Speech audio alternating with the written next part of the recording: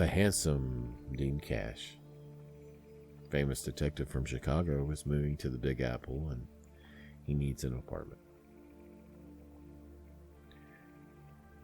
He knocks on the door and says, "Is this the Riddle office?"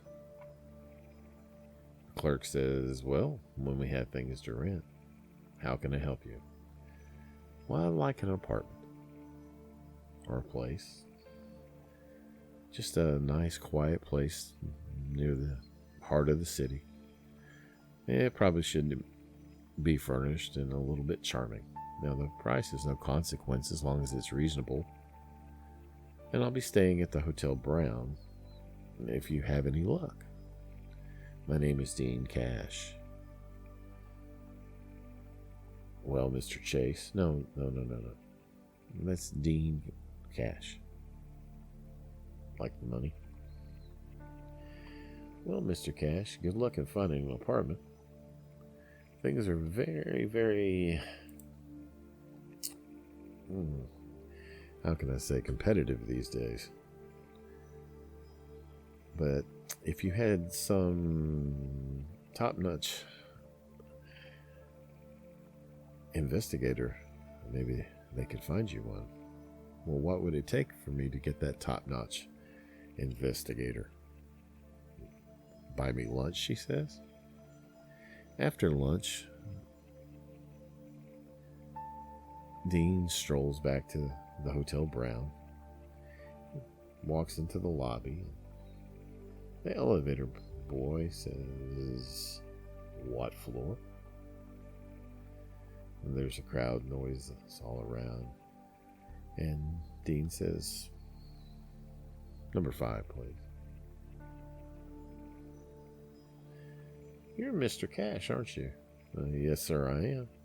"How would you know that?" "A couple of the boys were out front yesterday when you came in." "Well, Mr. Cash, how are you doing today?" "Well, I'm doing fine. Having a little trouble finding an apartment, but it'll all work out." The door opens and a lady and Mr. Cash bump shoulders. "Oh, 1,000 apologies, ma'am." "Well, it's really my fault, sir." "What seems to be troubling the lady?" Never mind. No, really, if I can be of assistance."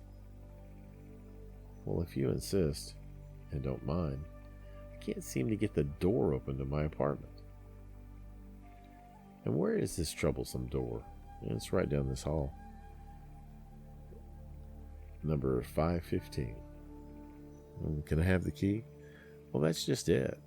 The door isn't locked. I left it open only less than 10 minutes ago. And when I came back, it wasn't quite shut, but I can't get it open." "Here it is." He rattles the doorknob. "See, it's not stuck, but it just won't budge."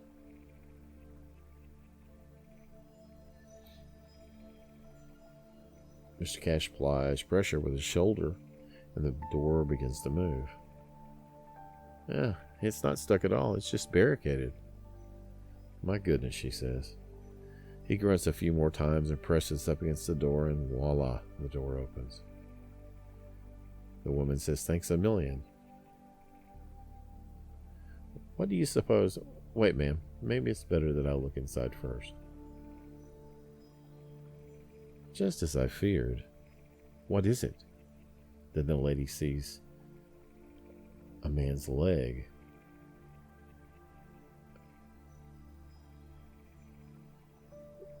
"What? What is this?" "It's a man. He's been strangled." This is a murder.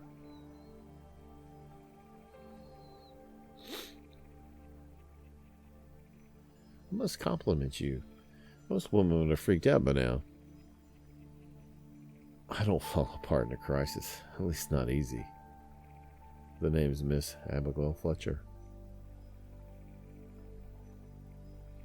"And if you could get that corpse out of here so I could sit down."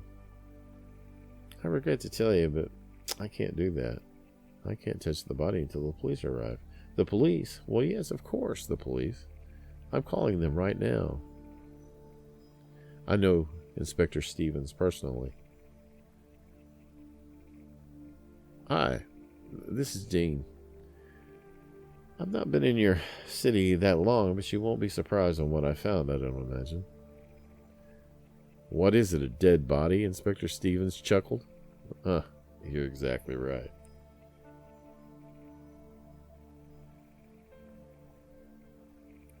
Where are you at? I'm at the Brown Hotel, room 515.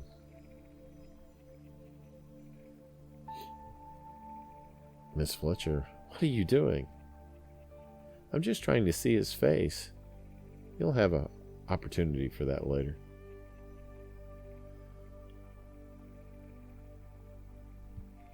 Perhaps you'll tell me what might be going on? Well, I certainly will not. Who do you think you are, ma'am? Permit me to present myself. I am Dean Cash, a detective. The famous Dean Cash? I don't know if I'm famous. Maybe well known is more like it. Now look, Mr. Cash, I read plenty of detective stories, and none of them had a detective that looks anything like you. I'll wait for the police and let them ask the questions. As you desire. I merely wish to point out one thing. It is the police that will question you first. Me? Well, of course. You are the most likely suspect, no? Well, all right. What do you want to know? First, what are you doing here in the hotel? Well, I've lived here for almost 10 years. Ever since I left Chicago. Oh, you were from Chicago too. Let's get back to the point. And what do you do? What's your occupation? Well, I don't have an occupation. I have a small inheritance that I live on, and I like it here in New York. In the last few years, I've been doing volunteer work at the Red Cross and things like that, if you must know. You seem a little vague, ma'am. Now, about this man, who is he? I don't know. I've never seen him before in my life. Mademoiselle, I advise you to consider your answers with care. Do not forget, a man lies dead in this room. I can't help that. I don't know who he is or how he even got here. I told you, I was out of the room for not even 10 minutes. That may be, Miss Fletcher, but it does not help you. This man has been dead for at least an hour.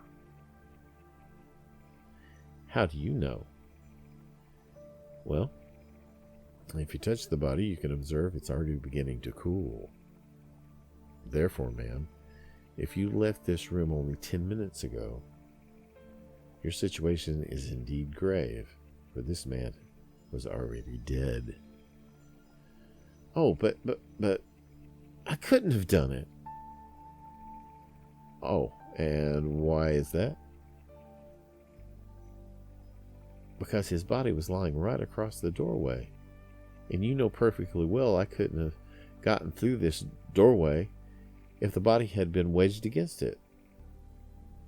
Right? Very good, ma'am. But you could have murdered him in here, made your departure by the way of the fire escape, through the room overhead, and come down inside the building to the corridor where you so innocently made my acquaintance. You see, there is evidence that the fire escape has certainly been used. Well, I don't care.